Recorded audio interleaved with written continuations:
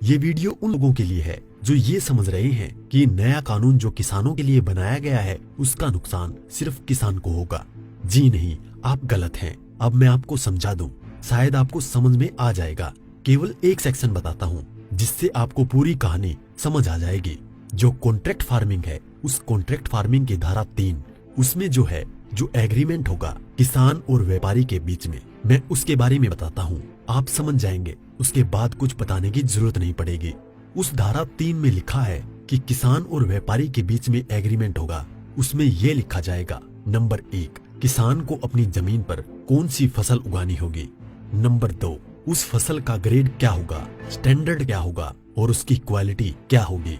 Number 3, उस फसल को उगाने के लिए जो बीज होगा, जो खाद होगा, जो कीटनाशक होंगे, जो मशीनरी होगी, जो तकनीक होगी, उसे वो व्यापारी जिसके साथ समझौता हो रहा है वो देगा। उसके बाद उसी एग्रीमेंट पर लिखा जाएगा उसकी कीमत क्या होगी। जो फसल उगाएगा, जब फसल पक के तैयार हो जाएगी तो किस कीमत पर व्यापारी खरीदेगा, ये भी लिखा जाएगा। साथ में ये भी लिखा जाएगा कि इस फसल की कितनी बार चेकिंग होगी। तो बोते समय जब फसल बढ़ रही होगी उस समय, और जब फसल कट के व्यापारी खरीदेगा उस समय, 3 समय उसकी चेकिंग होगी। अब मैं आपको समझाता हूँ एक बहुत मोटे से उदाहरण से। समझो, ये मानिए कि इस कानून के हिसाब से पूरे देश की जमीन, पूरे देश के जो किसानों के पास जमीन है, उसका जो व्यापारी है उनसे एग्रीमेंट हो गया। व्यापारियों से एग्रीमेंट होने के बाद सारी जो फसल है वो कहाँ जाएगी, व्यापारी के घर में। इसका मतलब ये हुआ कि सरकार के पास खरीदने के लिए एक दाना नहीं बचेगा। सारी की सारी फसल व्यापारी खरीद के ले जाएगा।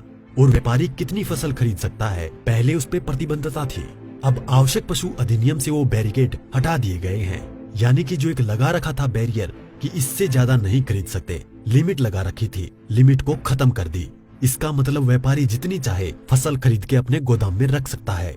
अब मानिए कि पूरी फसल किसान से व्यापारी के घर चली गई, तो आप थोड़ा सा पीछे आइए। 2013 में इस सरकार ने संसद में कानून बनाया था इस देश के गरीब लोगों के लिए।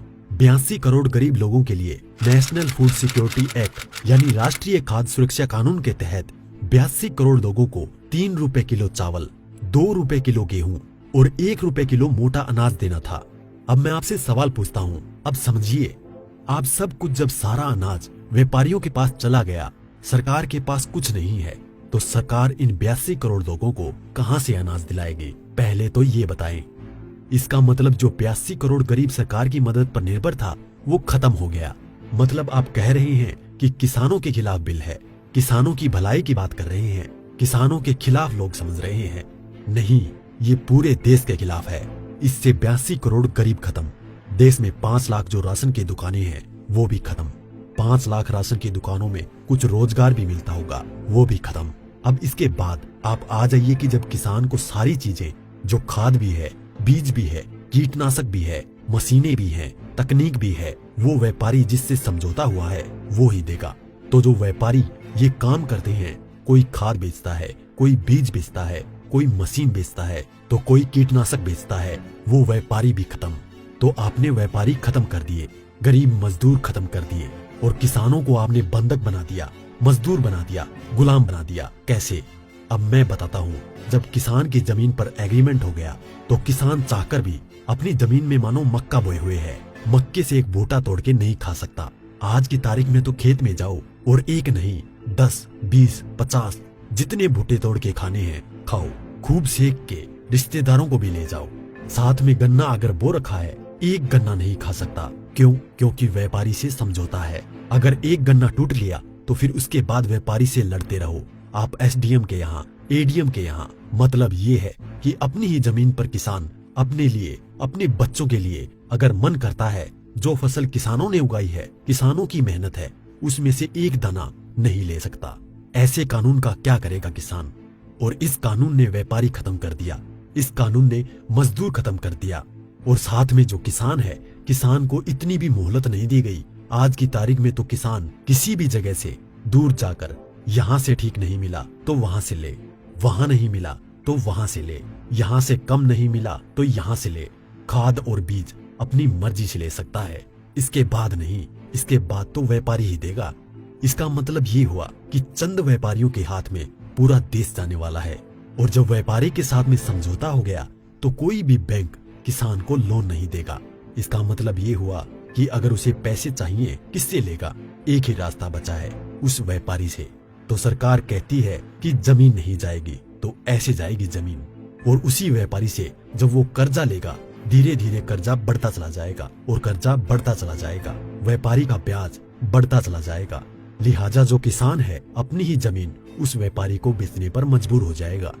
अब थोड़ा सा पीछे जाओ, आपको ले जाता हूँ 1947 से पहले। उस समय क्या था? इस देश में जो साहूकार होते थे वो ऐसे ही करते थे। किसान को पैसा दिया, वो पैसे पे इतना ब्याज पर ब्याज पर ब्याज पर ब्याज किसान की पीढ़ियां गुजर जाती थी, कर्ज नहीं उतरता था और सारी जमीन जो है वो साहूकार के यहाँ पे चली जाती थी। मदर इंडिया और धर्मेंद्र जी की गुलामी जैसी फिल्में देखें आप, और अगर पढ़ना हो तो गोदान पढ़ो मुंशी प्रेमचंद जी की। पहले वो अपनी ही जमीन पर बंधुआ मजदूर बनेगा, उसके बाद में अपनी ही जमीन बेच जाएगा। ये है इस कानून का परिणाम जो आगे तक नजर आता है। इसलिए ये कानून पूरे देश को तबाह करने वाला है। अब एक चीज और रह गई, उसे भी बता दूं। जो मध्यम वर्ग के लोग जो आज रोटी खा रहे हैं, जब व्यापारी सारा अनाज अपने गोदामों में बंद कर लेगा, तो वो जो आज उसने लिया जिस दाम पे उससे 6 गुना 7 गुना 8 गुना दाम पर बेचेगा। तो जो मध्यम वर्ग के लोग जो घरों में बैठे हैं, उनको इस आंदोलन में बाहर आना चाहिए।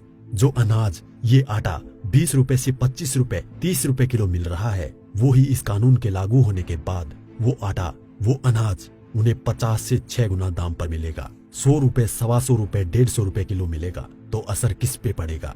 एक भी व्यक्ति नहीं बचेगा जिस पर इस कानून का असर ना पड़े। इसलिए मैं कहता हूँ कि ये किसानों के विरोध में नहीं है, देश को तबाह और बर्बाद करने के लिए है। इतना सब कुछ पता होने के बाद भी अगर आप किसानों का साथ नहीं देते हैं तो आगे आपकी मर्जी।